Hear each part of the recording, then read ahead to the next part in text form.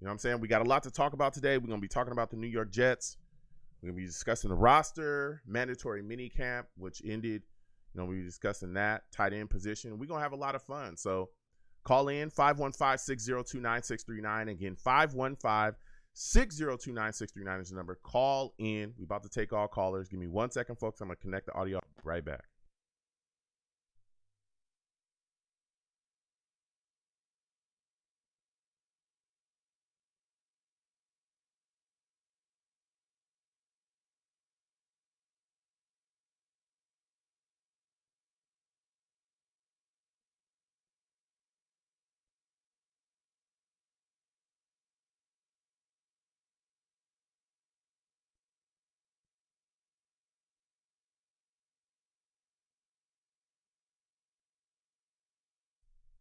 Blog Radio.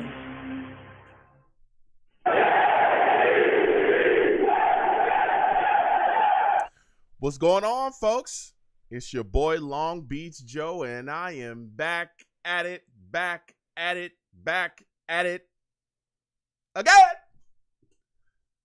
I'm back at it again, man. I'm back at it again, and it is time to talk Jets. A lot to discuss. Mandatory minicamps have come and gone. There's been a lot of good things that came out of it. A lot of people excited about the New York Jets roster.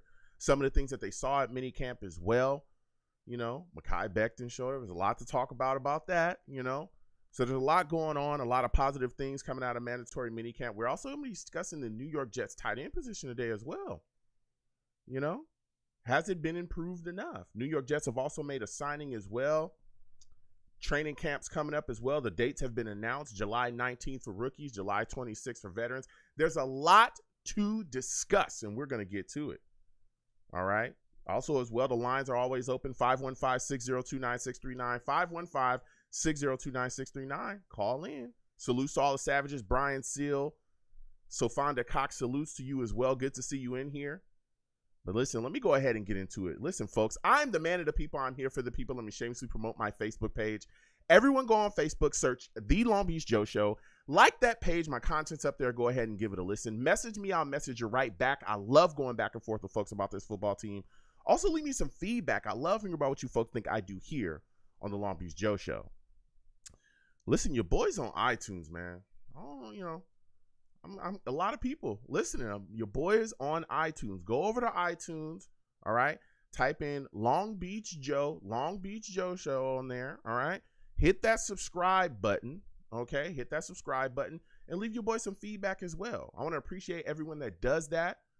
Get some feedback on in there. And I want to, again, thank everybody that listens to me, via my podcast on iTunes. We're also on Blog Talk Radio as well. Say Blog Talk Radio / Long Beach Joe Show. Go ahead and check that out as well. You can listen to your boy, on your drive or whatever it is that you're doing. We talk Jets. That's what we do over here. You can also watch me live as well. We live tape the show as well. You know what I'm saying? So if you want to see this face, you know what I'm saying? I've been told I'm handsome. I'm just telling you what I've been told. I've been told that I am handsome, okay, that I have a face that is made for TV, okay? I need to be on the big screen. I'm just saying. Anybody out there, hook it up, all right? You want to see the show live? You want to watch the show live? You want to get into it with the Savages in my chat as well? Salutes to all the Savages. Listen, come on over to YouTube. Go to YouTube, all right? Type in, when you come on over to YouTube, type in Long Beach Joe Jets. Long Beach Joe Jets on YouTube. All right, hit that subscribe button, hit that notification bell so when I post content, you folks will be in the know. All right. I'm also on Twitter as well, YoungJ000. All right. The show's page is at The Long Beach Joe, at The Long Beach Joe. All right. A lot of content, a lot of things going on over there. Hit me up. Let's go back and forth. We can talk about the team. We can talk about it all. Talk about it all. All right. Now it's time. It's time to talk about this team, man. It's time to talk about these Jets. But boy, do we have a treat, kids. We have quite a treat, all right? One of the reasons why I do this show, one of the biggest reasons is to connect with the fans and the fan base. Just like myself, I'm a fan as well. It's all about connecting. It's all about talking football with people. It's all about having these discussions. Now, again, we have a lot of people that listen to the show that aren't even Jets fans. But I want to be clear. We bleed green over here. All right? We bleed green. And when you bleed green, just like me, my Jets brothers, Jets sisters, I love it. And I want to reach out to you. I want to hear from you. Now, tonight, we're going to have a man come on, Mac from the Ohio Jets fan club. And we're going to talk to him about what he's doing in Ohio and some of the great things him and his fan club are doing in Ohio to help connect the Jets fan base. Mac, welcome to the Long Beach Joe Show, my friend. How are you doing tonight? Joe, great. Thanks for having me.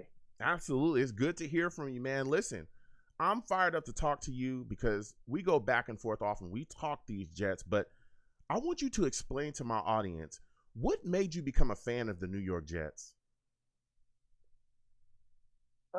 I go back pretty far, Joe. I'm older than I sound. I grew up in the greater New York area, about an hour south of New York, near the Jersey Shore. And I don't know, I don't really remember, it was so freaking long ago, how I became a Jets fan. The Giants were trash then too, Joe. So, I don't know what attracted, it might have been, might have been a few players they had, maybe the fact that they were building, but they weren't good. So I can't really explain it, but then the early 80s came along and they were a good team. Yeah, I'm telling you, there's a lot. I hear a lot of different discussions from people about what made them become Jets fans and how, they got here. A lot of people talk about how their families, were big Jets fans and that's what pulled them in. A lot of people didn't really have a choice. So it's always interesting to hear from different people, how they put on that green jersey and what happened. Now, you're out there in Ohio, man. Can you tell us how your fan club came about? Yeah, Joe, it's a pretty good story. Actually, I'm just outside Columbus in a suburb, and I saw this guy rolling around town in a white Suburban with one NY Jets on the license plate. And that license plate picture is on our Facebook page. And I'm like, who is this guy? I don't know any Jet fans. I got to meet this guy. So I took my kid to a baseball tryout one night, and there's the truck. So I'm like, hey, whose white truck is that? And I found the guy. So it turns out Bob is a Stony Brook, Long Island guy who went to Hofstra. And kind of started from there. Then, I don't know, it was my idea or somebody else's, decided to go the Facebook route. And, kind of been building it slowly, over the last 10 years. A lot of my members have come from personal recruitment, Joe. Yeah. When you're a out of town fan base, you got to do the work. I mean, if I see Jets or Mets gear, if I hear a New York accent, I'm asking follow-up questions. You know what I mean? Yeah, I listen, Mac. I hear you. It's all about going out there, pounding the pavement, and getting people to join you. I get it. It's tough. I'm out here in California, so I know. Listen, when I see a Jets fan, I see anybody that's in green, like you said as well, New York accent. Listen, I'm asking you, hey, are you a Jets fan? What are you thinking about the team? How are you feeling? What I'm saying? What are your thoughts about Zach Wilson? I'm immediately on it as well, Mac. Now, where can people hang out with you guys, man? Don't be a little creepy about it. You got to be aggressive. Yeah, sometimes you do. Well, where do you meet up with people? Like, where can people hang out with you and the fan club? Where do you guys meet up to watch games together and have fun? Well, that's.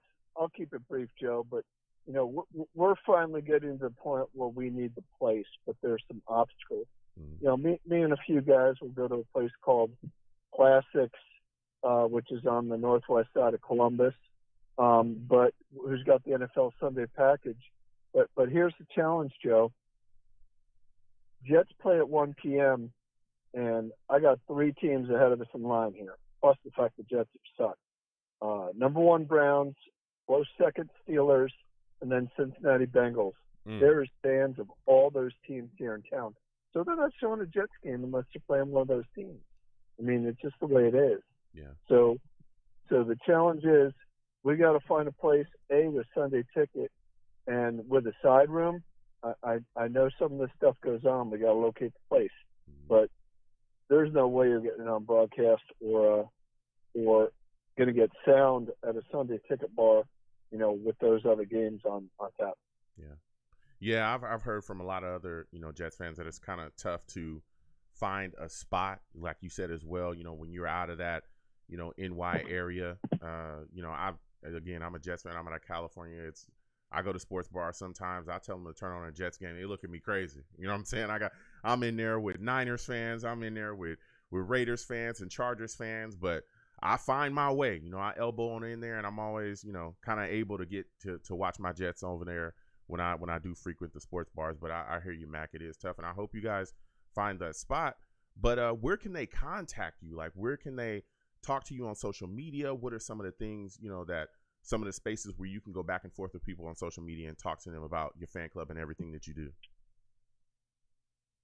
I got to get some people working on other avenues of social media. We need to get some of the young kids. There's a lot of New York and Jersey kids at Ohio State, Joe, and some of the other colleges here. Mm-hmm. And I would like to tap into that young audience, but I'm too old and non-tech savvy. On Facebook, we're New York Jets Fan Club of Columbus, Central Ohio, and I barely managed to keep that going. And we got fans. We got some fans from Southwest Ohio, Dayton, Cincy, and spread out. But they're getting up and running themselves. Maybe they'll get to the point. I was really shocked, Joe. Went to the Bengals game a few years ago. I couldn't believe how many Jets fans were there. Yeah. I don't know where they came from, and I couldn't talk to all of them. Yeah. Now listen, Mac. I'm telling you, Mac. I think things are gonna start really growing with this fan base because we've put some things in place to really take the next step. Now, we've talked about your fan club, but I'm telling you, we've got to touch on this team just a little bit. I want to go back and forth with you just a little bit about this football team. Now, there's a lot of things that are moving and shaking right now with the New York Jets. We've made a lot of moves. Joe Douglas has acquired a lot of talent via free agency and the draft as well. And a lot of that talent is really about surrounding Zach Wilson so that he will be able to take the next step. When you look at Zach Wilson as a New York Jets fan, Mac, what are your takes on him, and what are your expectations for him this upcoming season? Well, first of all, Joe, please throw in these guys in rookie year.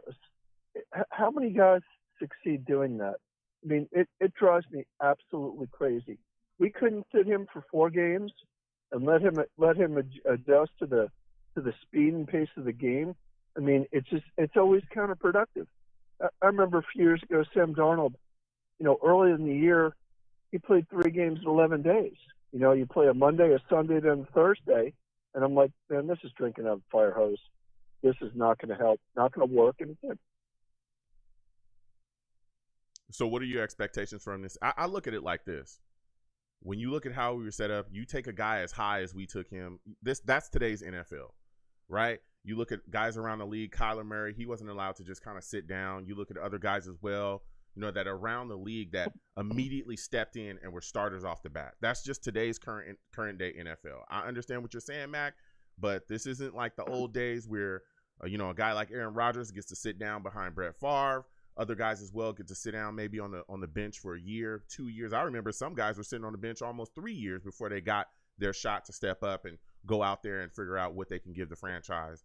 But in today's NFL, Mac, you get drafted high in that first round, you're going to immediately be a guy that's going to come in and start. But I understand exactly what you're saying. But as we look now, what are your expectations for him this season? With all the weapons surrounding him, do you think he takes that next step forward and really becomes the quarterback, the franchise guy?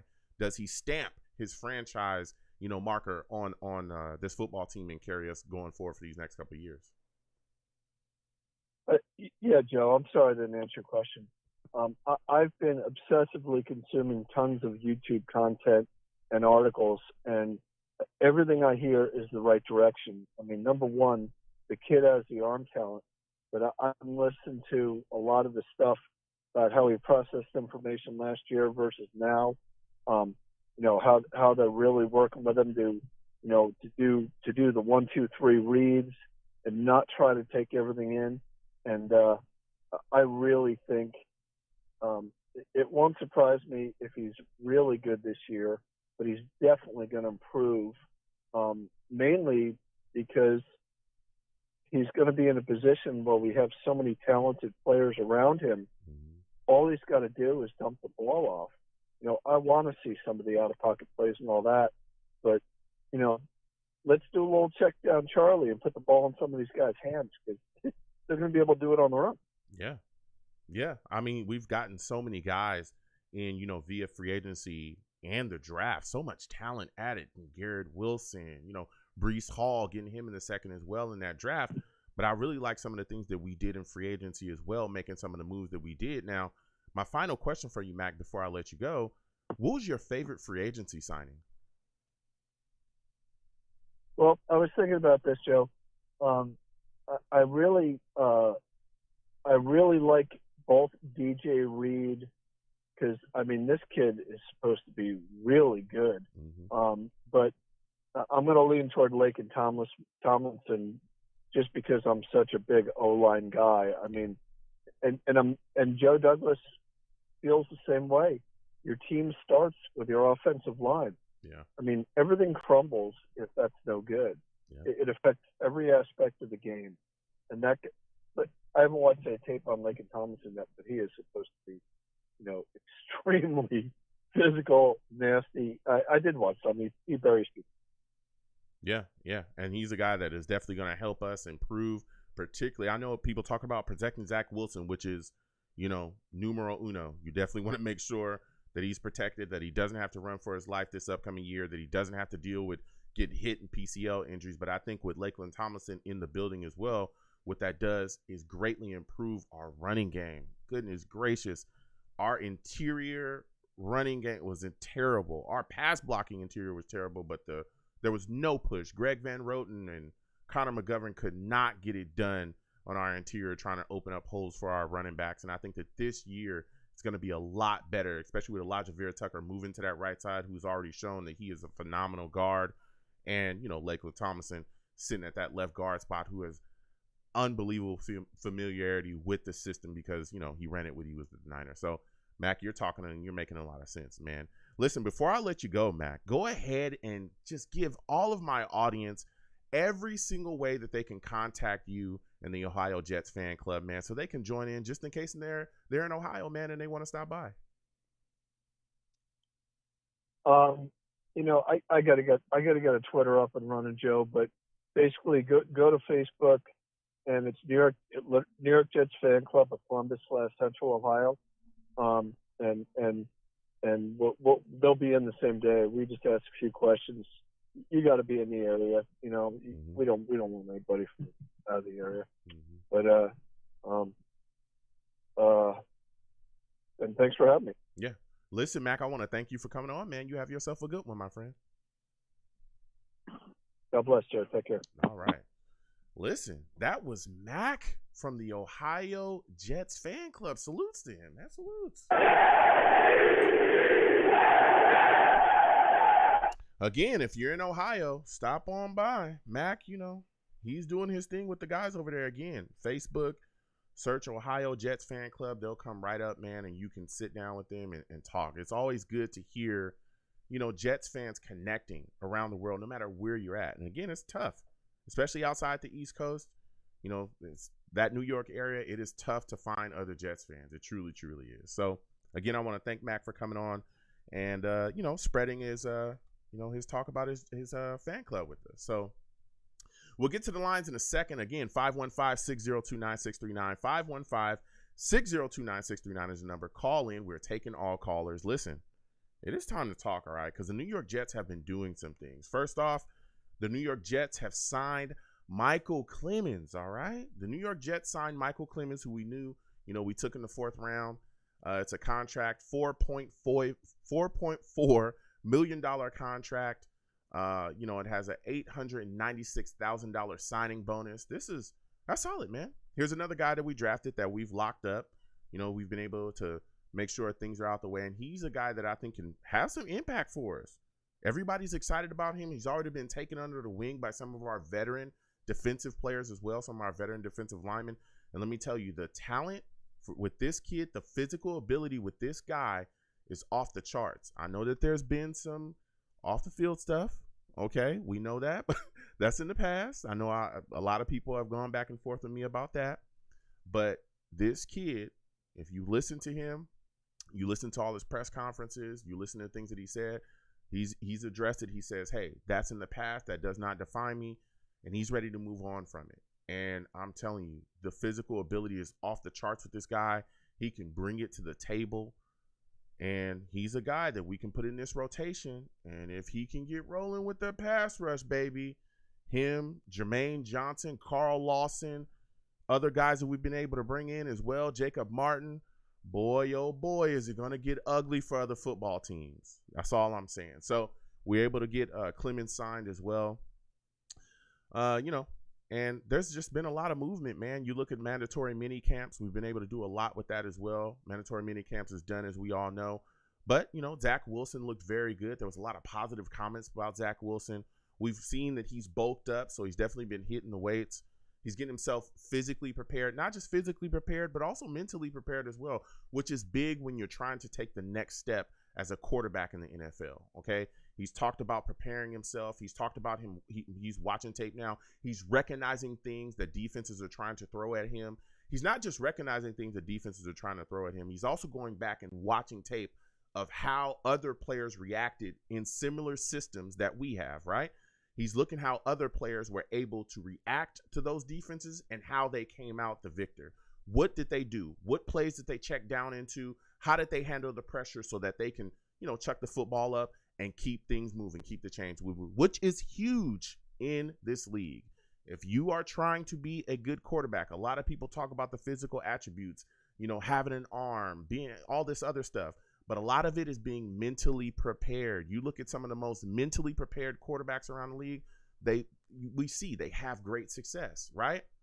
Chad Pennington, one of my favorite Jets players of all time. Actually, he is my favorite Jets player of all time. You look at Chad Pennington, he didn't have the biggest arm in the league. He didn't, right? The thing that I loved about Chad Pennington is that Chad Pennington was unbelievably mentally prepared. You could throw a lot of things at him. He would absolutely pick it apart. He would figure it out. He'd recognize what you were doing out there, and then he would bring it to you extremely off the bat, right? Not the biggest arm in the world, extremely accurate though, and was able to do things and turn things up. So when you're trying to take the next step, that's great to hear. And there was a lot of positive talk about Zach Wilson and what he's done, and I was excited to see him. He made some great throws as well. A lot of positive things coming out of minicamp about him. Mekhi Becton also showed up, worked out with a strength guy. He wasn't out there on the field. He's still, they're still touch and go with that knee. He's still making sure everything is good. But from what they said, hey, he's looking very good, and it's looking like the knee is not an issue. I know that there's a lot of negative talk about his weight and all that other stuff. I think a lot of people are just trying to bash him, because we've seen Mekhi Becton out on that field. When he is fully healthy, he is dominant. There's always been talks about his weight. I remember last season there was talks about his weight, and he was posting videos every single day from the facility, and he was lean. He looked ridiculously lean, and people were still saying that he was out of shape and that he was going to be a bust, and so on and so forth. So as things continue forward, he even addressed it at press conferences as well. He was asked by Rich Cimini if there was any other reason outside of him missing OTAs, because he did miss OTAs. Outside of him, having a child, is there any other reason that he missed OTAs? And he said, no, it's because I was having a child, bro. You know what I'm saying? You already know that. So you see that a lot of people are trying to trap him into, saying things or making stories out of nothing. But when he was directly asked about, a lot of people talking crazy about him, a lot of fans having a lot of things to say negatively about him, calling him a bust. He actually had a shirt on that said Big Bust, which is crazy. He's changed his name to Big Bust as well. He lets it be known that, he's going to make those people eat their words. He said he didn't understand why a lot of people are talking the way they're talking about him, but he's going to make those people eat their words. Mekhi Becton is utilizing, all the negative words, all the trash is being talked about him. He is taking it. He's going to utilize it for motivation. So I can't wait to see Mekhi back out there on that field. I do think that he is, or he will be the starting left tackle for this football team if he's fully healthy. I'm telling you, Mekhi is going to absolutely wreck shop this year fully healthy. I really, truly believe that. We also saw Sauce Gardner out there practicing in the red mitts. That was huge. This guy's going out there, continuing to practice, get better at his craft. He said he wears those red mitts so that he doesn't get grabby. That's big as well for a young quarter to understand in this league. All right. You even breathe on a wide receiver today, and we all know what happens. Flag, flag, flag. Okay. He's not going to allow that to happen to him. So he's practicing in those red mitts. And there was a lot of great talk about him. He was locking guys up. I heard he locked up Braxton Berrios, and then he let him know about it. That's all I'm saying. You know, a lot of guys turning heads as well offensively. Jeff Smith had a great mini camp. A lot of people talking about him. I'm telling you, I love Denzel Mims, but Jeff Smith continues to show out like this, continues to turn heads like this. Let me tell you, that guy might lock up that fifth wide receiver spot. You also got Garrett Wilson turning heads. Oh, man, Corey Davis talking about how great he's been looking. Things have been really looking up for the New York Jets, so much so we've heard C.J. Mosley recently come out and say he expects, to make the playoffs. He's excited about a lot of the changes and things that the New York Jets have done with the roster, so on and so forth. He's a guy that's looking to make the playoffs this year. I want to hear from y'all about that as well. Do you think the New York Jets will make the playoffs? We'll be talking. So we're going to get to these lines again. 515-602-9639. 515-602-9639 is the number. Call in. We are taking all callers again. When you call in, I know I have new callers. All right. When you call in, please do not curse on my show. If you curse on my show, I have to get you out of here fast. I'm talking fast. Faster than we got Adam Gase out of here. Get your ass out of here, Adam Gase. Get going, man. Woo! Got him out of here fast, and I'm glad about it. Jeez Louise. Feels good to have Sulla in the building. You know what I'm saying? So please be patient. We'll get to everybody. We're about to hit these lines right now. Again, please like the stream wherever you are watching me from. Please share the stream as well. If you have not subscribed on YouTube, please subscribe and hit that notification bell. So first caller we're going to go to 516. We're coming directly to you. 516. Please give me your name, where you're from. You're looking like a new caller. And how are you feeling about Zach Wilson at this point, man? There's been a lot of talk about him bulking up, a lot of things that he's been able to do with his body. What are your thoughts about the changes that he's made physically and also the changes he made mentally to prepare for the game? Hey, Joe, it's Dark Soldier. What's going on? Hold on, Dark. Wait a minute. Don't creep in, okay? Because we all know what time it is. When Dark calls in, okay? When Dark calls in, we know Dark is a savage. He's a savage. Don't even try to creep in, Dark. Don't act like I don't know you. What's funny is, go ahead, man. Even though I say crew, I am that loud person. I don't know why. It just stuck with it. So, well, yeah, great to speak with you. How's your Friday? It's all right, man. You listen?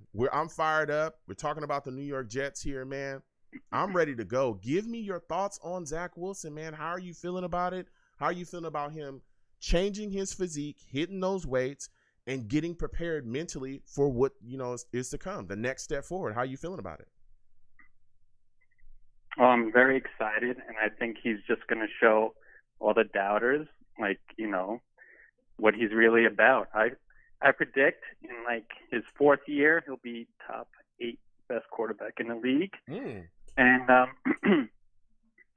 what I think about it is right. You just hear, and some coaches are always going to say this. He's always trying to learn or watching tape, first one in, last one out. Yeah. But if you just listen to what everyone says, he's putting in that time. He obviously has a talent, right? We all saw that. He can run. He has an arm. But mentally, if he's watching tape, then that's it. So I'm not worried that he's not going to do well going forward. So yeah. I'm excited. Every year I'm excited as a Jet fan, but this year just seems different. It's like everyone's having fun, like a family. Yep. The coaches and Joe Douglas hugging it out during the draft of Flight 22. That probably never happened in our lifetime in the Jets war room, So it just feels different. Yeah. I probably said that last year. I'm guilty, but it just feels different. I'm excited, super excited. Yeah. So. Yeah. Now, a lot of us are excited and fired up, and like you said as well, I've talked about I think that Zach can be a top 15 quarterback in this league as well. I know that there's a lot of people that called in and said, hey, I think he can be a top 10. You said top 8. I know that there's others that are looking at the situation and saying that he can be higher than that. And it's because I think we're all excited about what Joe Douglas has been able to do as well, right? How he's been able to accumulate talent via the draft, via free agency. Some of the guys that we've been able to get into the building, this is just different. I mean, you look at our wide receiver core, there's so much versatility there. There's so many things going on there. And that's going to be my next question for you. When you look at Garrett Wilson, man, how hyped are you about this kid? How fired up are you about hearing all these positive comments, even seeing some of the freakish catches that he's been able to make in camp? How are you feeling about him, man? Oh, I'm super excited. I just love how, like, this just goes for everyone, too, like the humbleness that they all bring. Mm-hmm. And like how Sauce Gardner was like, hey, first things first, I'm a teammate. I want to be a teammate, not just me. Yep. And Garrett Wilson brings that as well, you know? So that's just another reason why I'm excited, because it just feels different. Everyone's just like trying to work on, you know, steel sharpens steel, iron sharpens iron, whatever that saying is. And no, just with Elijah Moore, what he said recently, I don't see how they're going to cover 3 of us. And I agree, right? Elijah Moore, he's obviously one of our biggest threats. Corey Davis, besides last year, he did really well. And now you have Garrett Wilson, you know, so who are they going to double team? Yep. Yeah. I mean, there's so many weapons. Like you said, there's so many weapons. Corey Davis coming back, who I expect to have a bounce back season. We saw him get fed early last season. It seemed like a lot of things with our offense was about getting Corey Davis involved early, getting the ball in his hands, and getting the offense hot behind him. And like you said as well, now we got Garrett Wilson. A lot of people, listen, Elijah Moore, who, man, I am a huge fan of Elijah Moore there as well. This is a guy that's extremely versatile within the offense. We move him around within these slot positions. He's also a guy you give a lot of handoffs to. We run that Shanahan offense. You look at the Niners, they run the same thing. He plays kind of that Deebo Samuel role, right? Where he's asked to do a lot of different things. And I'm telling you, this kid is phenomenal. You go back and watch the game that he had against the Dolphins where he just lit them up. I think for 141, he went off against them. And as long as he can stay healthy, I think that was the big thing last year as well. Our wide receiver core was decimated with injuries from, Jamison Crowder dealing with injuries. We saw Corey Davis dealing with injuries. We saw, again, Elijah Moore had injuries as well, quad stuff. If he can stay healthy this season, man, this guy's going to be phenomenal. But another guy a lot of people kind of aren't talking about as much when we talk about this wide receiver core, Braxton Berrios. Braxton Berrios is a real weapon. Oh, yeah. Real weapon. Here's a guy that's great from the slot and all-pro kicker, all-pro kick returner. Give me your thoughts on him, man. Oh, he's great. And it just shows, like, how the team is different because he came back, right? Mm-hmm. Not requesting a lot more money or, like, shopping elsewhere. He came back. I believe it was a little less money than what analysts were saying he's worth. Mm-hmm. And he's just like, I'm happy to be back. And, yeah, he's, like, always, like, you could always count on Berrios, regardless if it's punt returns, kickoff returns, or making those, like, third and long catches, like, he kind of reminds me of, like, Wayne Corbett. Yeah. That one player that you could always catch on. He's running his hardest. I don't know. When I see Wayne Corbett, he's always just trying to look like he's running as fast as he can. Yeah. And just very dependable, right?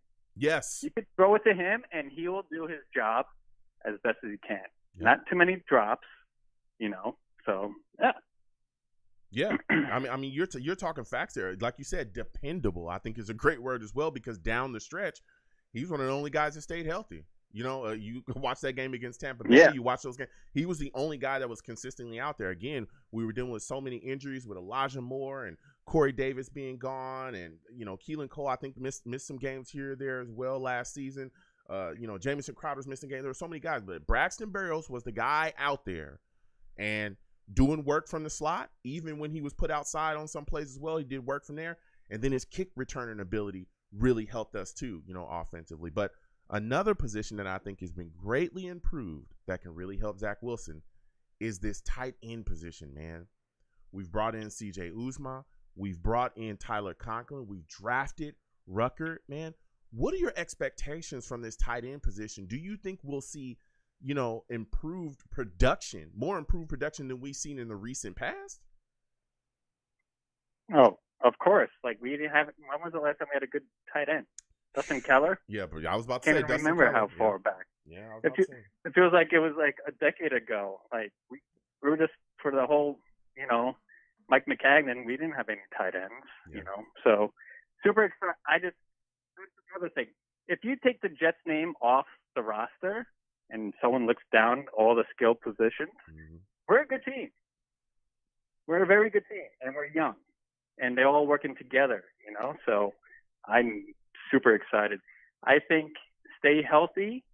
I think they could win 10-7. Ooh, okay. And another point I like to make out, right? Go ahead. Because people mention schedule, right? The schedule is so difficult. Yes, but 15 out of the 17 games we play, the other team either has a new head coach, new offense coordinator, or defensive coordinator. 15. Yeah. Let me tell you. And, like Patriots, right? They have a new head, McDaniels left, and like Bill Belichick typically runs, but still. Yeah. So I think people are being too harsh on the schedule. Yeah. Maybe it's just my optimism. I don't know. Yeah. I mean, but, we'll see. We'll see how things, continue to play out. Because again, there could be injuries. There's a lot of things that fall out. But like you said as well, we're such a greatly improved team. We have talent in so many spots that we haven't had talent at in years. I think everybody's just so fired up about it now. My final question before I let you go, Dark, when you look at this offensive line, a lot of people are excited about it, but a lot of it hinges on Mekhi Becton. What Mekhi do we get back? Now, I want you to give me your thoughts on him. How are you feeling about him? Do you think he will end up taking that left tackle position and dominating this year?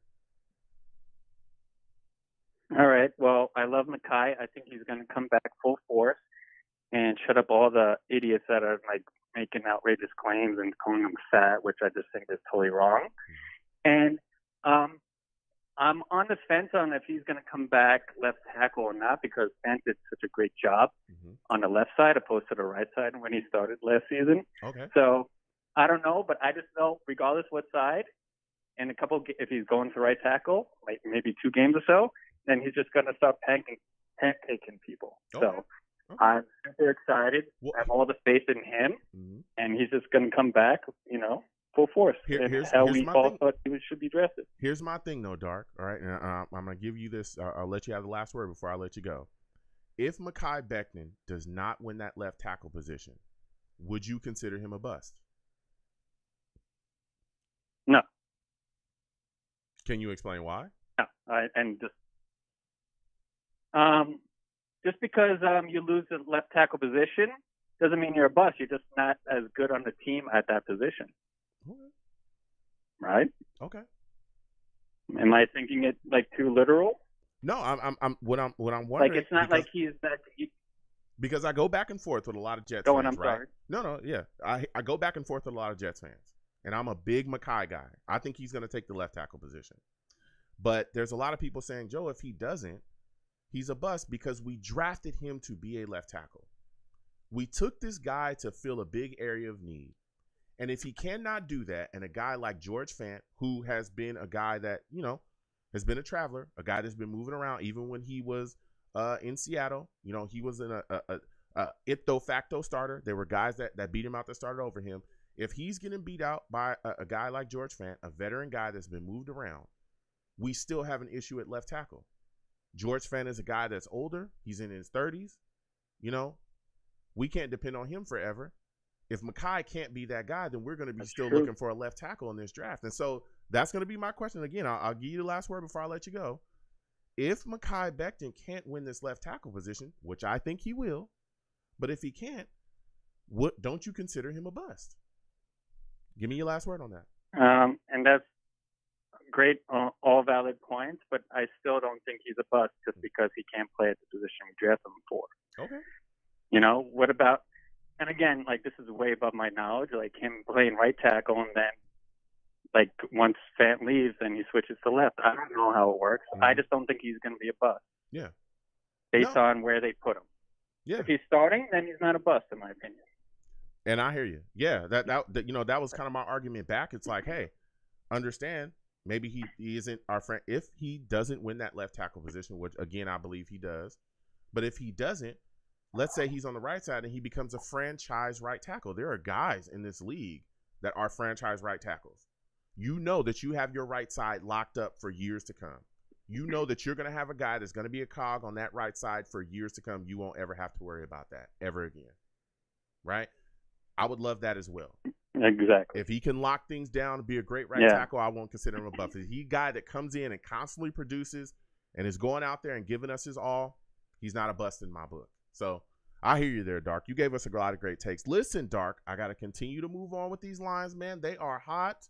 All right. I want to thank you for calling in, I Dark. appreciate you having me. Listen, this was a phenomenal call from you. Next time I have a show, I want to hear from you, my friend. All right. Take care. All right. You have a good one. Listen, Dark calling in. Dark calling in, giving us some takes. Salute to Dark Soldier for calling in. We're going to continue with these lines. Again, 515-602-9639.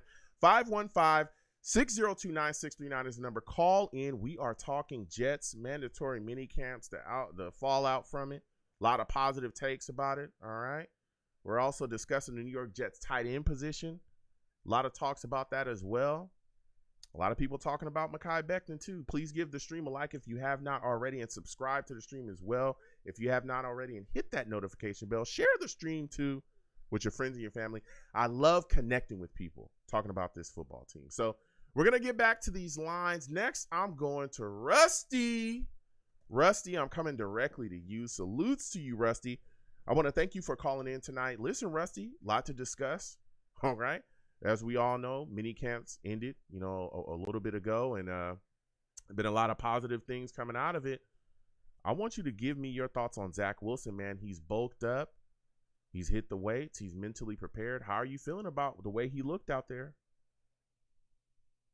Salute, Joe. Salute, Savages. Salute. What's up, fam? What's going on? Wait, hold on. Before we get to these questions, I apologize, Rusty, because Rusty is a savage. It's all good. He's a savage. Damn, I'm so fired up about the Jets, Rusty. I'm so fired up. It slipped my mind. Go ahead, Rusty. Give me your takes on that, man. It's all good, fam. And with Zach, I mean, I've been saying it from the get-go, but it's not like that. I'm not being pompous with it. But I honestly see it, and he reminds me, hand to God, of Elway. And the funny thing about that is when, Elway started winning those things, he was in the Shanahan system. Okay. Coming out of college too, they were identical size and weight, and they got the zip on the ball. And Elway, when he started hitting his stride, he was at 221. I don't know. I'm a numbers guy, and I don't know, man. And then how Dark was saying it too. What's up? Shout out to Dark, fellow Savage fan. And it's like how you were saying it too, man. It's smelling right. It's a different smell. It's a flavor that we're not used to. It's completely different. And how we always say, like, fired up for Rex. Rex was, he was a high burning flame that burnt out quick. You know what I mean? To where Coach Sala and JD, they're all on the same page. Yeah. And it's like you're dealing with nuclear heat now. It's a nuclear power plant to where we were just on like jet fuel in a way. You know what I mean? Like it's a constant heat, and it's just building and building. I'm loving it. Yeah. I'm McDonald's all the way. Yeah, I'm fired up as well, man. Like you said, the coaching being a big thing as well with LaFleur, him being able to put things together, and we're so confident in the offense because again, Zach Wilson, things are changing around him. We're hearing about him being more confident, more decisive. More confident, more decisive in his decisions. That's big, and again, I think a bigger part of it is the coaching that he's receiving from Mike LaFleur, the offensive play calling. We saw LaFleur as the season continued on, especially when he got in that booth, we saw the play calling really step up. We saw him just putting guys in positions to win, and I think that when you look at some of the other things that we've done on the roster as well, you look at this running back core, man, you got Carter, you got Breece Hall, man. Could you see LaFleur utilizing running backs coming out of the backfield a lot this season to really create matchup nightmares against opposing defenses? Absolutely, as long as he stays in his crow's nest perched. You know, definitely, 1,000%. Just stay up in LaBooth, you know, just be that guy. No LaField, LaBooth all the way. Yeah. Yeah, I definitely can. I concur with you 1,000,000%, Joe. Yeah. Are you also I expecting could see him just coming out of the gates crazy. Are you also expecting our running game to take a step forward as well this season? Because last season our running game was pretty bad, but when you look at some of the improvements we've been able to make, do you think LaFleur will have a renewed focus in our running game, really impacting, you know, our offense this upcoming season? Absolutely. It's a different smell, you know, and I was hoping for 8 wins and everything like that, you know, at least doubling our percentage. But man, I wouldn't be honestly surprised if we do 11-6 or 10-7, and just how Mosley was saying, and you know, it's a different feel, man. It really is. So when you look, it's true. I don't know. Yeah, when you look at our tight end position, man, what are you expecting from it? You know, has it been improved enough to really have significant impact for Zach Wilson this upcoming season? I mean, you know me too. Like I'm a Ohio State's my team in college. That's my number one, you know, but I do like others, but my true number one is the Ohio State. So, I mean, just seeing him, you know, Ruckert's crazy, man. He's all over the place in a good way. He's smart, and you know, like, I don't know, he made his I'll just put it nicely. He made Lloyd hold his pocket during the Rose Bowl game. It was you know, it's like, yeah, you're holding my pocket the whole game, and that's what he did. You know, he dog walked him. Yeah. And we can honestly run a 13 personnel that will be scary. You know, we can bless the whole entire league.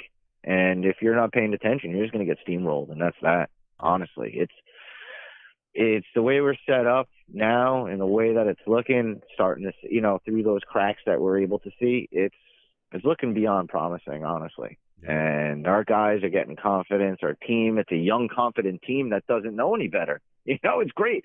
They're like, wait, we're supposed to suck? We don't know this. You know, like that's it. You know, all gas, no brake, and it's catching. Yeah. So, and I think Zach's looking the part, and everybody else is getting that swagger in a good way. Yeah. I'm sorry, Joe. What were you saying, brother? No, yeah, and even when you're talking about Ruckert, and you know, of course, you know, Uzomah and Tyler Conklin as well. I'll get to them in a second. Those are guys that clearly are going to have impacts as well for us tight end wise. But when you look when you look at what Joe Douglas, I think, was thinking when he brought in Ruckert, because I remember when Ruckert was taken, people were like, "Wow, the New York Jets got 3 tight ends. Like, what are they going to do?" Well, Ruckert is a guy. Again, he's a young guy that's definitely going to have some impact in the passing game. We're going to throw these guys out there. But Ruckert also was talked about as being one of the better run blocking tight ends in this draft as well. That was another thing that people talk about with his calling card. And so that, to me, right, lends an ear to, we're going to be running the ball, dog. Like, we're going to be running the ball. Oh, and yeah. He was dog walking Hutchinson, too. Yeah, I talk to people about this constantly was, hey, look, one of the reasons the New York Jets offense was struggling so much last season, it wasn't just the lack of talent, lack of protection, but it was because we could not run the football effectively. We only had 100-yard rusher the entire season. It was Michael Carter against the Jags. That was it. Yeah. And he was on the verge, but then he got injured during Tampa Bay. Yep. I mean, it was bad. And if you looked at a lot of defenses that came up against the New York Jets, it was very easy to defend us. Stack the box because they not running, because they can't run. Because Greg Van Roten and whoever else out there, like Greg Van Roten, Connor McGovern, you ain't got to worry about the interior stuff. They're not, you know, we'll just destroy Van them. Rotten. Goodbye. Let's stack the box. We'll send heat at Zach Wilson, and we'll let the chips fall that they may. We're either going to blast the kid, or he's going to throw an interception, or it's going to be wildly and incomplete. That's what it's going to be. And that's why I think the New York Jets struggled so much offensively, because we were just unbalanced. It was the same thing every single time. True. I mean, it was crazy to me. We off season hemmed that up like a sewing machine. Yeah. So and then we got the Raging Cajun. I love that kid. I don't know his last name or his name, but I just call him the Raging Cajun because he is. He's a maniac. The right tackle. Yeah. So it's great. And I see Max it too Mitchell. in like this type of fashion. Mhm. So say we, do the 2 years with Fant and do the 2 years with Tomlinson, and then we have our guy Mackay, and then we have Vera Tucker. Mhm. To where now when those guys leave, you can flip flop them back to the left side as a left tackle and left guard. And now you have the Raging Cajun coming in, and he's a right tackle and a right guard. He can flip too. So you can have him coming in at right tackle. Then you draft, you just keep on feeding those draft picks in there constantly with a center Mhm. and a right guard. And now all of a sudden you're not reaching for things, and it's just goes right into the machine and just fits perfectly. I think that's what they have planned in a way. It's a fail-safe good thing to do. Okay. So now, then Rusty, you're giving these guys big contracts, and then you flip it. Now, Rusty, you done said some things, so now I got to go into it, okay? Because you said you can flip him back to the left side. So, are you telling me that you think Mekhi Becton will not be able to win the Jets starting left tackle position back? Is that what you're telling me? No, but in this way, I see it as they're going to give it to Fant, because Fant is a terrible right tackle. He okay, is. Go ahead. They have to give it to Fant because he's a terrible right tackle. To where Mackay can go on either or. So it's only going to benefit the team. They have to put Fant at left tackle. He's a horrible right tackle. Yeah, okay. You're only lying to yourself if you don't see it that way. But why? Why would you put, again, Mekhi has not played right tackle at the NFL level, right? I know that he's done that. No, but he played it in college. Yeah, he did that in his past before, and I get that, right? Yeah. But why would you take Mekhi Becton away from the left side? I don't, look, George Fant, I think he played very well. Mekhi Becton, because he was, hold on a second, Rusty. When Mekhi Becton was starting for the New York Jets and healthy, okay, and Adam Gaze's final year, Mekhi Becton was talked about as being a top 5 left tackle in this league. Damian Woody talked about it. You had guys around the NFL. Okay, I'm just, because a lot of people, when I say that, they just be looking around. All right, like that. You know how I am. It's my guy Mekhi too, man. Exactly. So why would you take Mekhi Becton off the left side and just give that position to Fant when Mekhi is like an all-world left tackle? Why wouldn't you just play him there? Or behind door number 3, it's the Raging Cajun, because he's doing really good things in training camp. So you can put him at right tackle. Yeah.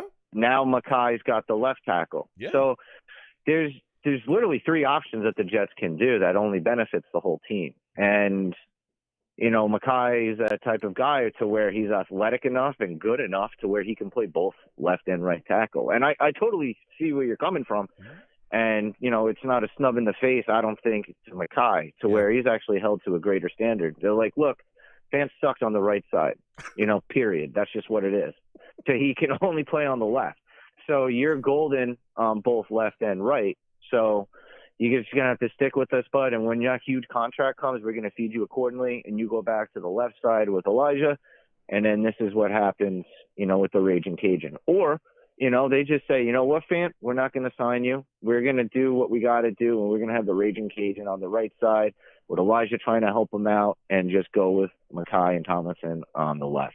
Yeah. That's a possibility too. Who knows? Yeah. The Jets hold the cards, and they actually have everything in their favor. So they're not at the mercy to Fant to where Fant thinks he's holding the cards. It's not that way. Yeah. That's how I see it. Yeah. I look at it like this. We're constantly preaching competition at every position. If you want to win your spot, you're going to have to earn it. So, look, I hear what you're saying, Rusty. He may be a better left tackle than right tackle, but damn it, if Mekhi Becton steps in and is healthy and he looks like he did the last year the Gaze was here, then guess what? He's going to be the starting left tackle. And Fant, you're going to have to, go out there and compete for that right tackle spot if Max Mitchell or any of these other guys are looking good, if they're looking well. It's competition at every position. That's what I'm saying. Nothing, and I think Mitchell will outplay him. Okay. I do. The kid is gun ho all the time. And, he's always played good against Texas when they played him when he was in college, and he swipes he's just on a Raging Cajun, so he always gets looked over. You know what I mean? They always get blessed a lot by other teams, but they've been pretty darn good in the past 3 years, and he was part of that, and he started it off when he was playing as a rookie. So it's good things, man. So what are your, you know, when the Jets release something, what? Yeah, go ahead. I'll let you finish. I'm sorry. Go ahead, bud. I'll let you finish your thought. Go ahead.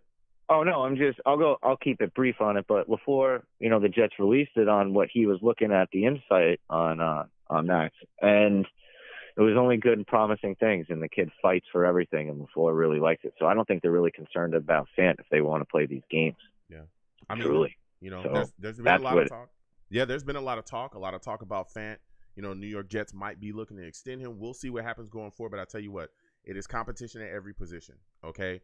Mekhi Becton's going to be competing. Absolutely. He's going to be fighting for that left tackle spot. Whoever doesn't win that, you're definitely going to be competing for that right tackle spot. Now, let me tell you something, Rusty. There's been a lot of talk about Mekhi as well, a lot of negative talk surrounding him. Give me your thoughts about all the fans and media constantly commenting about his weight, constantly commenting about his work ethic, all that stuff. How are you feeling about that, man? Because that was a big fallout coming out from camp as well.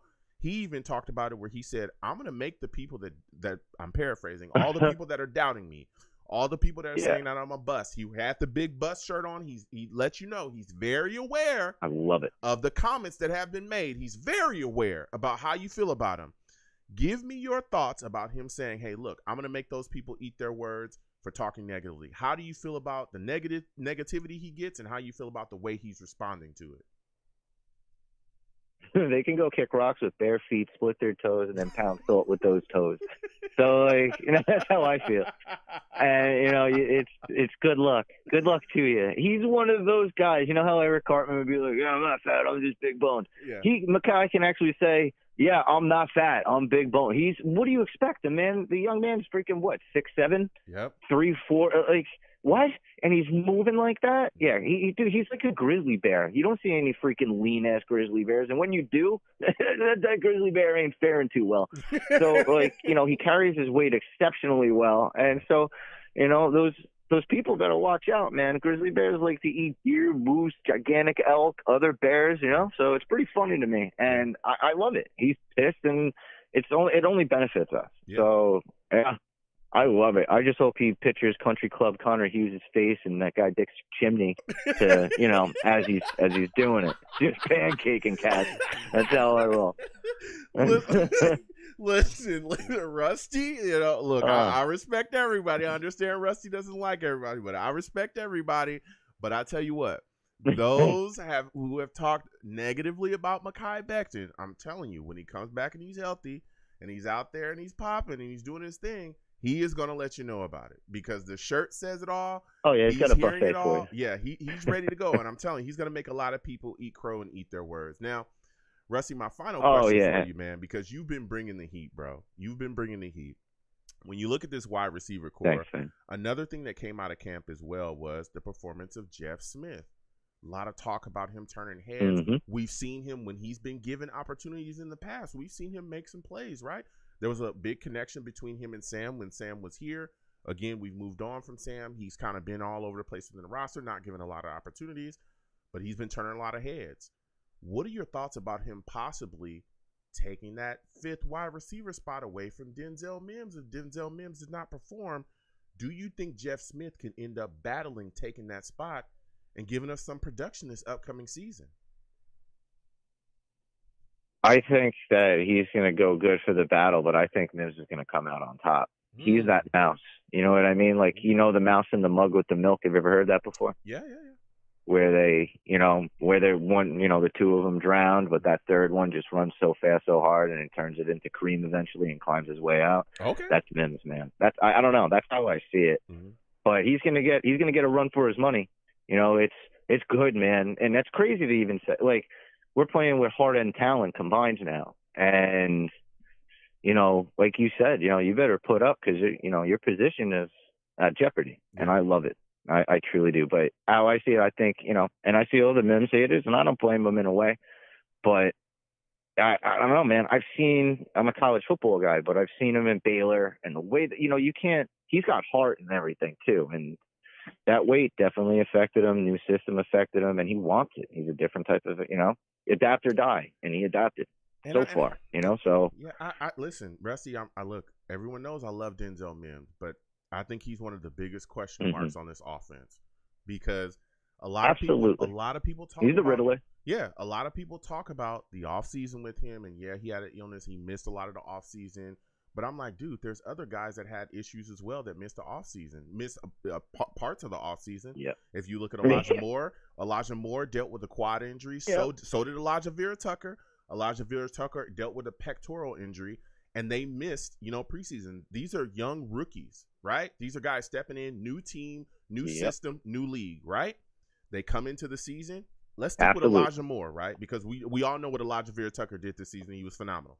Let's stick with Elijah Moore, a guy in his position. I love it. He exceeded my expectations already. I'm telling you, Joe, I didn't mean to cut you off. I just had to throw that in there. Did he or what? Like he was great this season. He got injured. We know that stuff we'll clean up. But the things that we saw out of him, this kid Elijah Moore was able to get on the field. You can't teach. Yeah, get on the field, produce, do great things, right? While we saw Denzel Mims struggle to just get on the field, do nothing. We also saw Tariq Black and DJ Montgomery.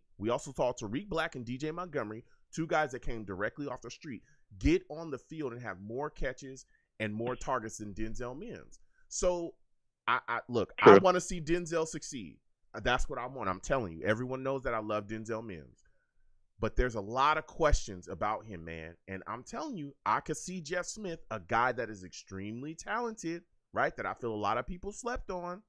But when we gave him opportunity to go out there, he was making plays from that third spot, that fourth spot. We saw him go out there and be able to route up, get open, and be a solid set of hands. We've seen this before. And so that just starts to make me kind of have some questions, because I do think that there'll be a battle for that fifth wide receiver spot. And maybe Jeff Smith is the guy that could snatch that away from Denzel Mims. I'll give you the final words, Rusty. No, I agree with you. I really do. But I don't know, man. I don't know, man. I'm a Mims guy, I guess. I guess I'm Mims biased, but I don't know. It's something about him too, and he's a hands guy, just the same thing too as well. But I don't know, man. He just the things that I've seen him do in college, and the little things that I've seen him do besides, like, in the preseason. But he was running on he was depleted, and I don't know. I know I'm making the excuses for him, but no, go ahead. I don't know. Now there's no excuses this year, so it is what it is, and we're gonna find out. And it only helps us too. I mean, I'll eat my words and happily doing it if it only bets us, that makes us better and gets us, Super Bowls. Not one. I want, I've been through hell with it. Same with every single one of us savages, So I want more than one. I'm greedy. Yeah, I'm that greedy kid at the dinner table. No, give me more. I'm gonna start snatching everything. Steaks, everything. Rusty, okay. I hear you, man. I want to win as well. But actually, let me give you one more before I let you go. It's the final question, Rusty, because you are bringing the heat. Yeah. Listen, Garrett Wilson turning heads in camp. How are you feeling about this kid, man? I'm telling you, everyone's talking about him. Everybody's has so many positive comments about the way that he goes about doing business, his professionalism, how he's running his routes, how he's getting open, the freakish catches that we're seeing as well. Give me your thoughts about him, man. I'll give you the last word on that. Well, just from, just watching him in college ball, I'd watch him all the time for years. But it was between him and Jackson Smith. That kid's unbelievable as well, especially last year. But when it comes to Garrett, he's weird to where you can't put like a thing on him to where you think you're gonna get him and he just slips right through. Yep. Got, like you said, these weird catches, man. Like he just zones in. It's like he tunes out, zones in, and that's that. He does it's similar to like Clemens, how it does like the switch and you just see him turn into a psychopath, which is awesome. But he does it so fluidly. It's almost like Harrison-esque. You know what I mean? Like he slides around and then he's got speed. It's very deceiving. It's very, very weird. Yeah. I don't know how to describe it, but when you see it, and he does it fluidly. It's not, he's terrific in routes, and the combination with him and Elijah, good God, man. And it's woof. Yep. Woof. And then you throw in Bryce Hall, and just Carter's, and then Ruckert, and it's wow. Yeah, that's what it is to me when you just throw in the combinations, and people are gonna see, man, he's gonna have his rookie downfalls, but everybody else being on that high, it's it's not going to be as noticeable, but he's gonna wow us. It's gonna happen. It's gonna be we're gonna see some weird, cool things, man. I'm telling you that we've never seen before. So it's looking very promising. I'm happy. Yeah. And, Listen, Rusty. not overly excited, not getting crazy, but I'm happy. Yeah. Weird. I'm Listen. not used to it. Listen, yo, man. settle down, man. What's going on? Yeah, listen, man. I'm fired up and I tell can't myself. wait. But listen, Rusty, let me give you a hand, man, because you brought some heat to the show, man. Studio audience, give Rusty a hand, man. Give him a hand. Thanks.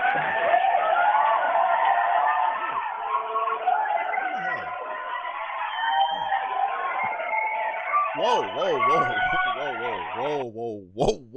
It's a big one. That's too kind, Joe, but I do appreciate it. Yeah, Thanks, that was y'all gotta settle down, okay? I like Rusty as well. He's a good guy, but I am not paying y'all extra for that. Okay? I'm not paying you extra for the extra clap.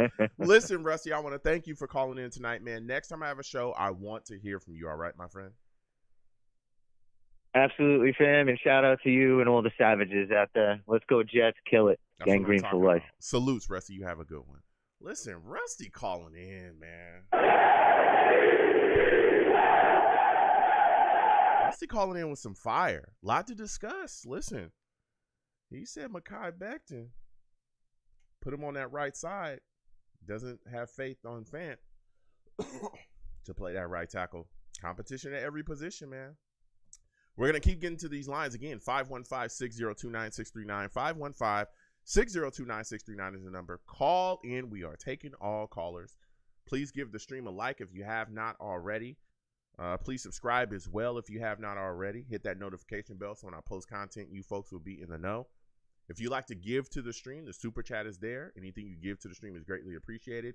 If you don't want to hit the super chat, my Cash App is right at the bottom of the screen. Some people just like to go directly there. Hit me in the Cash App, and I want to thank you or thank everyone that does that as well. Again, anything you give to the stream is greatly appreciated. So we're going to keep getting to these lines. Again, 515-602-9639 is the number. 515-602-9639 is the number. Call in.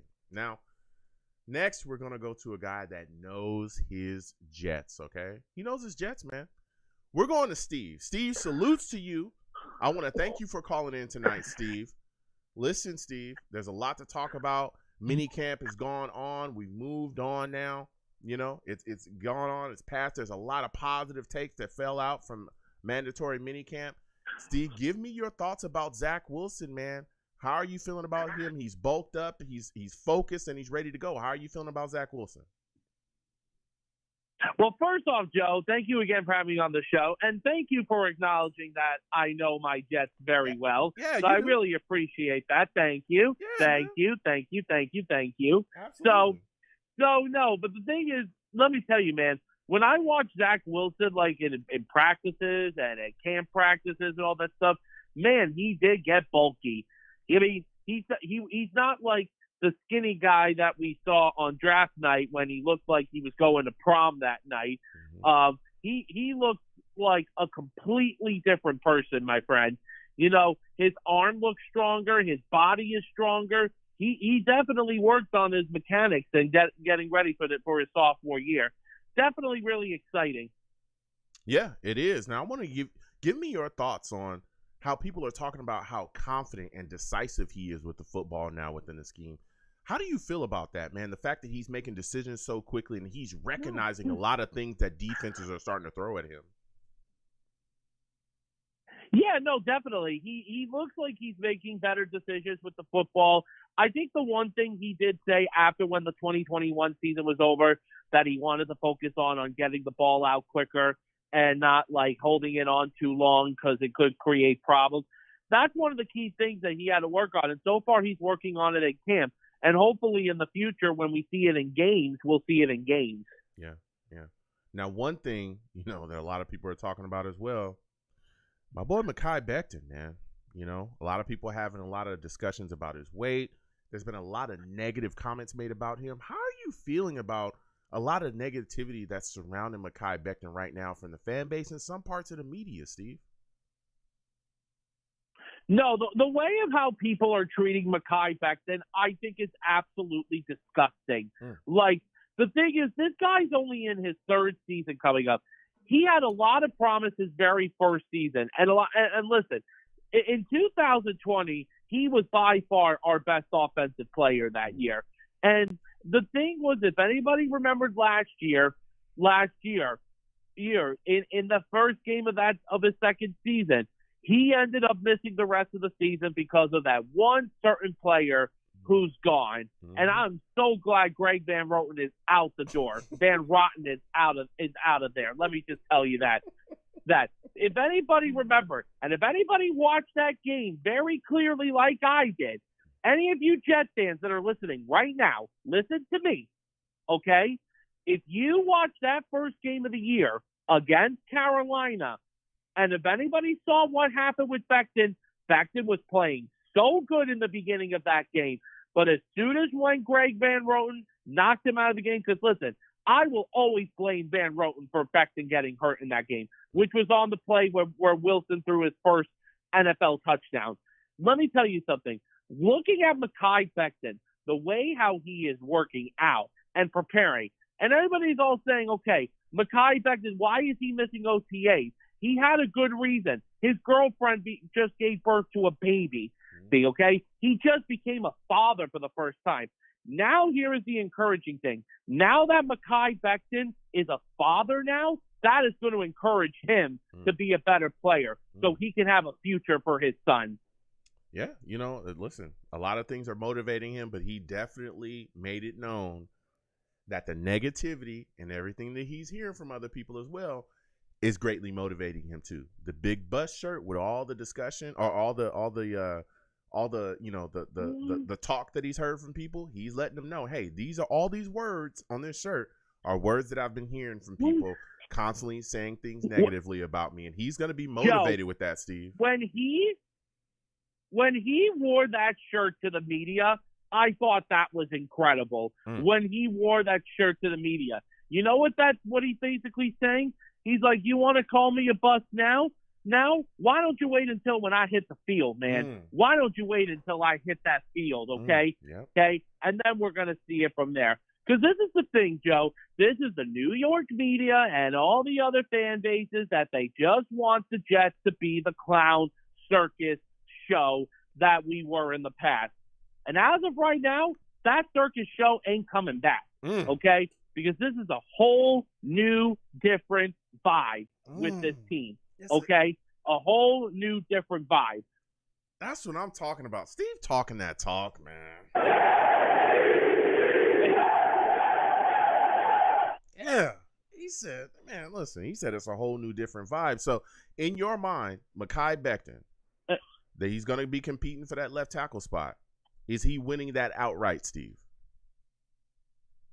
I really hope he does. Listen, nothing against George Fant. I mean, I do like George Fant, and I think he had a good season for us last year. But can he have the same season that he did last year with us? That's the big question.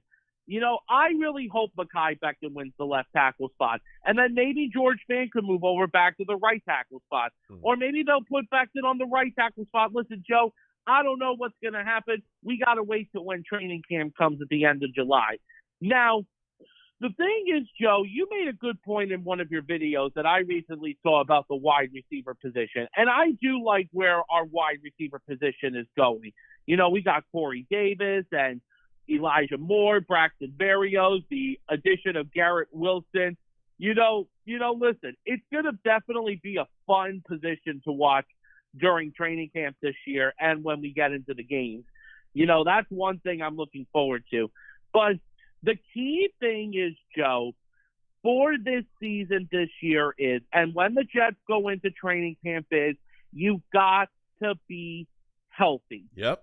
That is the number one priority of this team. You've got to be healthy. Yep. Because if you're healthy, you're going to do good things. If you're in the middle, it depends on how healthy you are. If you're not healthy, it could lead to a disaster. Yeah, and we saw there was a lot of issues when it came to health last offseason. We lost, some guys. We lost Carl Lawson. I remember Elijah Moore having that quad injury as well that costed him time as well, going into the season. So, Yeah, a lot of those issues. Denzel Yeah, Mims, no, a guy and that we were Joe- hoping, Denzel Mims, he had some Yeah. issues starting as well because there was an illness. Yeah, hopefully we remain healthy, Yeah. everything stays good, and guys can get into the season. Yeah, and Joe, so here is my thing, because everybody has been all talking about, they've been asking me, so Steven, are the Jets going to be a playoff team this year? Okay, here is my concern about this. Obviously, this is the second year that we're under the Zach Wilson and Robert Saleh era. Here is the thing. It is going to be a challenge, but the thing is that the number one thing, like I just said recently, the Jets have to be healthy. As of right now, I think it's going to be a little bit tough right now for the Jets to compete for a playoff spot. Listen, I would love to see the Jets make the playoffs, and I know all Jets fans are going to say that. But right now, as of right now, Joe, I just don't think that we're not ready at this point just yet. Well, I Steve, hope hold I on, am hold on wrong. a second, Steve. Hold on a second. When you look at all of the things that this New York Jets roster has done, right, or you look at the things that Joe Douglas has done to this New York Jets roster, right? We just got done talking about Zach Wilson looking to take the next step next season, right? If he just becomes a top 15 guy, you look at Mac Jones. Mac Jones this year was a top 15 guy, right? Mac Jones wasn't stellar. He wasn't Aaron Rodgers, right? He wasn't Tom Brady, but he was enough to become a top 15 guy, and I believe he made the Pro Bowl as well. We got Breece Hall. You got Michael Carter. You got Elijah Moore. You got Corey Davis. You got Garrett Wilson. You got Braxton Berrios. We're hoping that Denzel Mims steps up, right? That'll be, 5 solid wide receivers. You got C.J.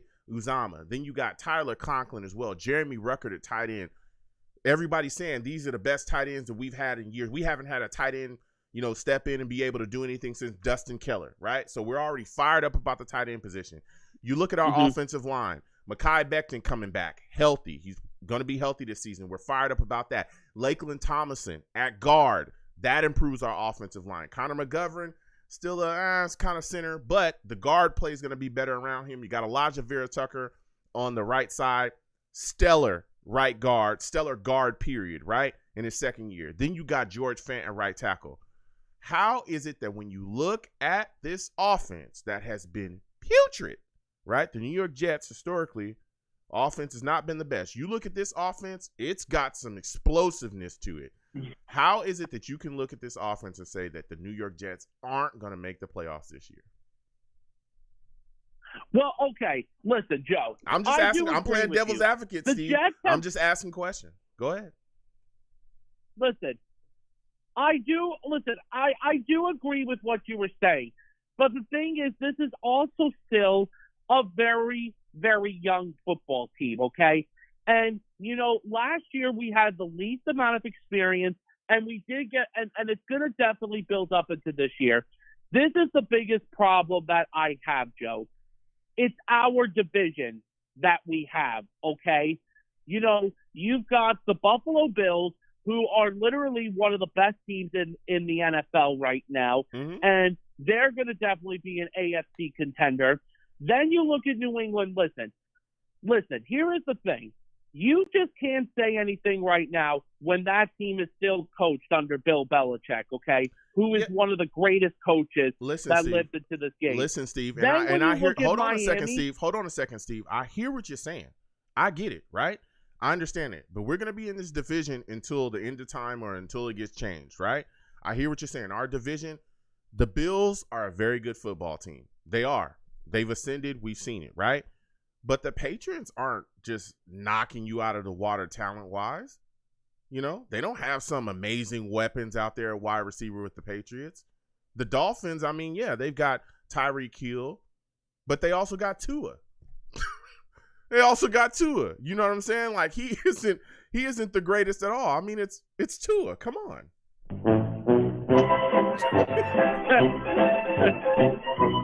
Hey, listen, Joe, listen. Come on. Hey, listen, it's Joe. Tua. Joe, listen. The thing is with Miami now that I was going to say about them, the biggest acquisition they got was Tyreek Hill in the offseason. Yeah. And that's one of the biggest concerns. Remember, not only Tyreek Hill, they also have Jalen Waddle, who is legitimately going to be a top receiver in the future. Yeah, but now, we've got Sauce that Garner. think, Hold on, Steve. We got Sauce Garner, right? We've got Sauce Garner, and we've also got Bryce Hall. We've also got an improved defense with Carl Lawson. We got Jermaine Johnson. I mean, so what? So what they got those guys? And it's going to be really hard to get them the football when you're getting smacked around. This is a different time, Steve. I'm fired up. No, listen, Joe. Here we go. Hey, listen, Joe. Listen. I'm playing devil's advocate. To be Let's as go, positive Steve. as you are. And listen, Joe. Mm-hmm. Joe, listen. I hope I am wrong, okay? I hope I am wrong. And if we make it to the playoffs this year, then God bless America. Okay? All right, Steve. Listen, Steve. Hey, listen, Joe, I love you, man. You're an awesome fan, man. And listen, I love all the Jets fans too. But listen, we got to see what happens going down the road. But the main thing we have to do is be healthy. Being healthy is the most important thing. Yeah. Okay? Absolutely. Listen, Steve, I want to thank you for hey, Joe, calling listen, man. Joe. Yeah. Joe. Hang on, Joe. Yeah. I just hope that you don't hate my takes about this. I just hope you're okay with it. No, not at all, Steve. Everybody has their own views. You know, I play devil's advocate. I want to go back and forth with people. Listen, Steve, I hear what you're saying. You know, I understand that there's a lot of Jets fans that are cautiously optimistic. You know, we still got to see how things are going to pan out and play out. Like you said as well, health is a big, thing that's going to also help us as well, prepare us into that playoff spot that we're all hoping that we get. But CJ Mosley's come out and says that he expects it. I get it. But again, we got to see how things kind of play out. Zach Wilson coming back in his second year. Absolutely. We've got weapons, new guys added in, see how they fit within the scheme. I get it, though, Steve. I get it. I just got to, I got to go back and forth. Hey, Joe, thank you so much for having me on your show, man. Good night, man. Let's go, Jets. All gas, no break. Let's go. Absolutely. Salutes to you, Steve. All right, salute. Steve said, God bless America.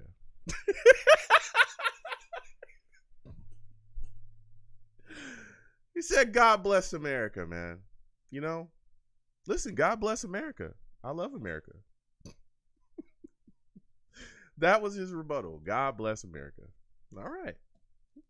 I mean, you can't really argue against that, right? Listen, I want to thank everybody for calling in tonight. It's a good show. God bless America. It's a good show. Had a lot of great takes. A lot of people fired up. Salutes to everybody that called in. I'm going to go ahead and close it out. Listen, I am the man of the people. I'm here for the people. Let me shamelessly promote my Facebook page. Everyone go on Facebook, search The Long Beach Joe Show. Like that page. My content's up there. Go ahead and give it a listen. Message me. I'll message you right back. I love going back and forth with folks about this football team. Also, leave me some feedback. I love hearing about what you folks think I do here on The Long Beach Joe Show. I'm also on Twitter as well. All right. Go on Twitter. YoungJ000. Again, YoungJ00. If you want to troll me, no issues. I am the troll that lives under the bridge. Follow me. I'll follow you right back. And guess what? Under that bridge, I will have my Vera Tucker jersey on at all times. At all times. I'll have that Vera Tucker jersey on. God bless America.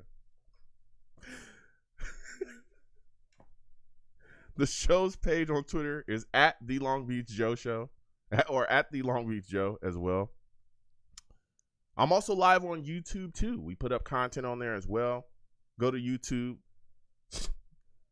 Search Long Beach Joe Jets. Long Beach Joe Jets on YouTube. All right. Long Beach Joe Jets on YouTube. Subscribe.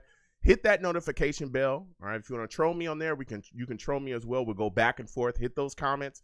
Let's go back and forth. And as always, people, when you see me in person, okay, it is arms out, chest open, free hugs for everyone. Okay. Free hugs for everyone. The hugs will cost you absolutely nothing.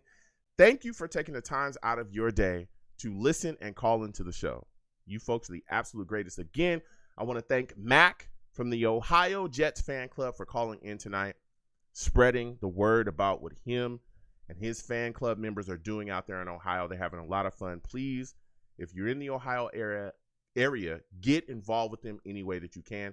Get over to Facebook, type in, Ohio Jets fan club and get involved with everything that they're doing. So again, I want to thank you folks for listening, and I want to thank you folks for calling in as well. You folks have a good one. God bless America. Peace. 1 second, folks.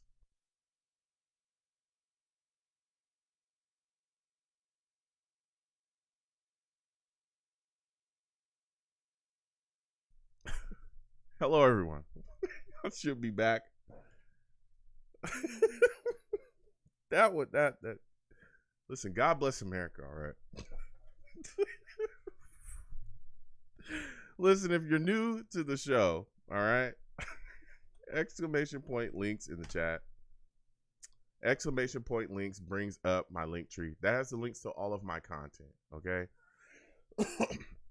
All of my content, all of my YouTube pages. Please go there and subscribe to my YouTube pages. There is content coming for those. My schedule has been crazy, but believe me, it's coming. So please go there and hit that content that's on there as well. Please also follow me across all of my social media platforms too. Go back and forth with me. I really love engaging with people, so please do that as well.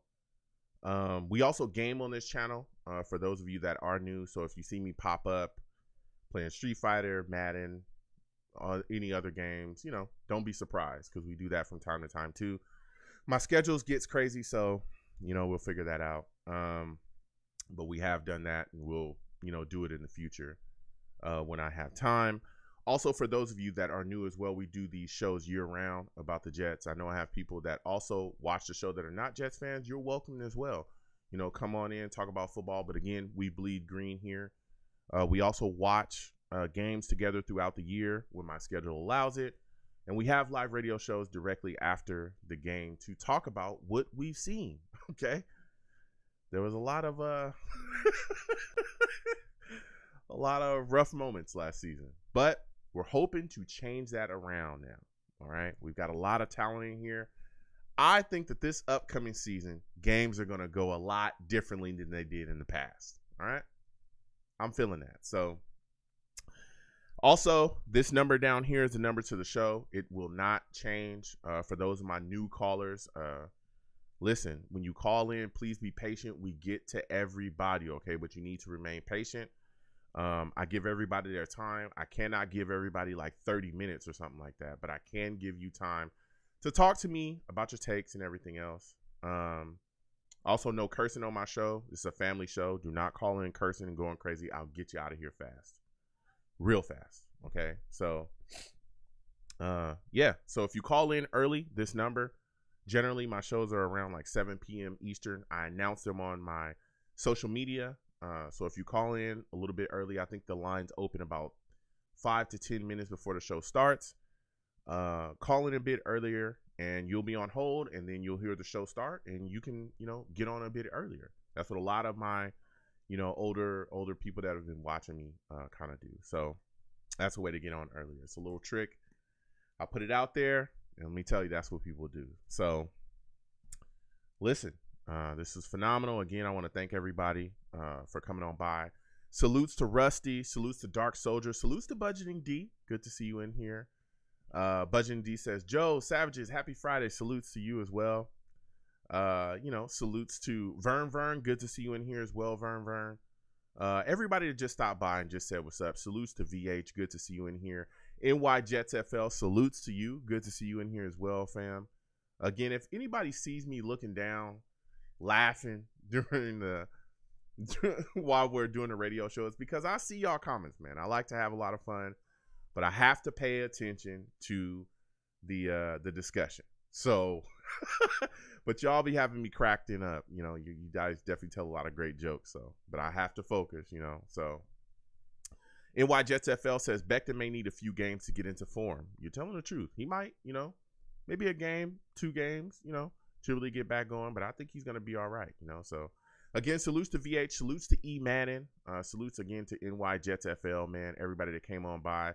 Salutes to PJ Burkett. Good to see you in here as well. You know what I'm saying? Good to see Sofonda Cox. Good to see you in here as well. Salutes to Brian Seal as well. Good to see you in here as well. Jets Mess. salutes to you. You know what I'm saying? So salutes to everybody. I think the next show I'm going to be doing is on Friday, or excuse me, is on Tuesday. I think we're going to be doing a show Tuesday, 7 p.m. Eastern. So y'all be prepared for that. We're going to have a lot of fun. I got to get out of here because my schedule is crazy. So listen, folks, listen. Be safe, okay? There's a lot of crazy things going on in the world. It's just getting crazy, all right? Be safe out here. Sit down with your friends, your family. Enjoy, some good food. Watch some good TV. Make those moments with the people that you love, all right? Always let the people that you love know that you love them. It's huge. I always tell people that is big, and I live by that, man. Always let the people that you love know that you love them, all right? So I'm going to get on out.